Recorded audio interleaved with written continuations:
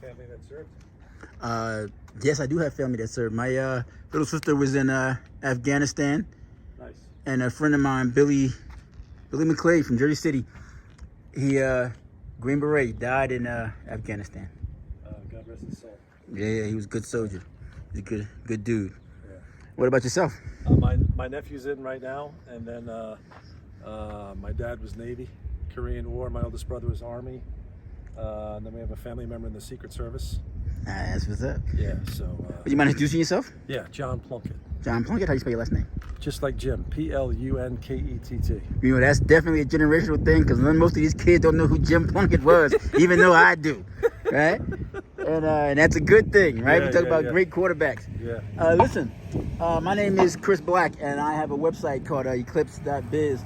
I was invited by Ed Kaiser, who's a veteran. He works with veterans all across the state, helping them keep their homes and keep things up. But I got here a little late. He was talking about the wall, but I did not know about this wall here in Passaic County, up in Patterson. I'm going to Patterson and Wayne. And what town are you from, if you don't mind me asking? Grew up in Bergen County, live here in Wayne. All right. And so what do you think about this wall? I mean, I've heard about the wall, the War Memorial Wall down in D.C., but I didn't know. I mean, is this new? Is this something different? I mean, what's going on here? This is a duplicate of what's down in D.C., and there's also a mobile Vietnam wall that's traveled around the country. A couple of years back, it was over in Morris County Community College, up on the hill. What do I think of it? It's a reminder of the fact that freedom is not free, just as it says on the wall up there. And what do I think of it? That this is still the greatest country on the planet, and freedom is not free, and that we should worship the ground that we stand on and love our brothers and sisters regardless of the situation. I tend to agree with you. I think of I was an English major, and I love English and writing, and I like William Shakespeare. And William Shakespeare has a poem when he talks about his love's fair eyes, and basically the poem is saying, I don't have to say my love is the star, the moon, the skies.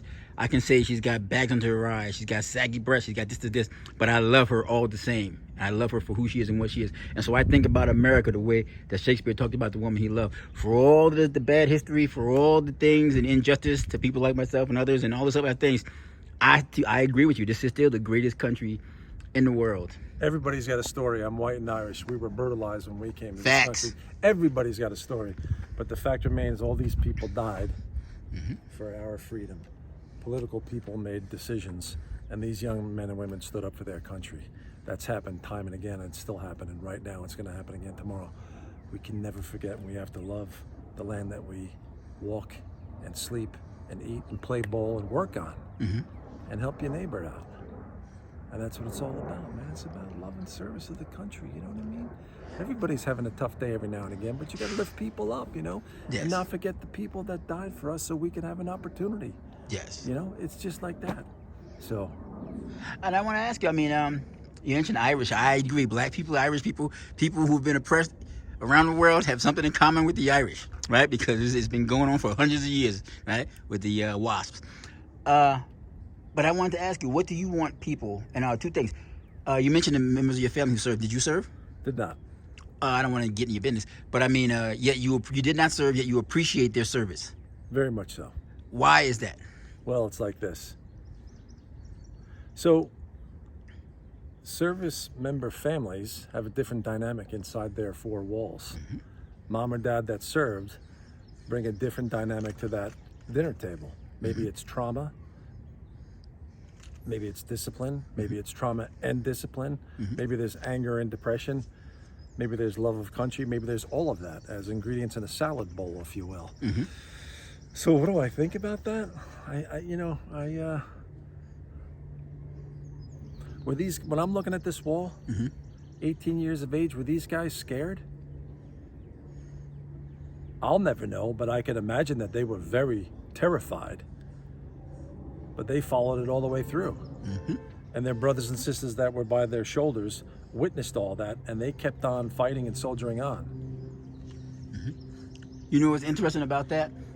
And we talk about the Irish and the blacks and others who have been oppressed. Well, hold on. What was the second thing you asked me? Oh, and I wanted to ask you, what do you want people who come here who visited. Like right now, the ceremony is over. I happened to come late, but I wanted to document what's going on. Happened to catch you, which I'm glad I did. What do you want people who from service members, families, average Americans, immigrants, anybody who comes here? I mean, because this is the type of memorial to me that's going to draw a lot of history. It's also the 9/11 memorial in the well, you read my mind. in the back. This is now hallowed grounds. It already was with the steel up there from the North Tower. That terroristic attack on Americans. That's what that was. That was murder. That's a crime scene downtown. And now these men and women are here, along with fellow Americans tied to that piece of steel over there. When anybody comes up here, what do I want to say? To not forget. Nice. To not forget, man, and to worship the land that you walk on, and to love your country, and to fly the flag. Old Glory. That's it. And go check out this song by Johnny Cash about a raggedy old flag. If you don't know about it, go check it out. Everybody likes to YouTube everything, so go YouTube Johnny Cash and that raggedy old flag and listen to the words.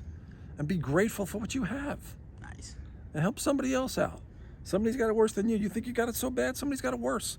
Somebody's sleeping under a bridge. You should go help them out.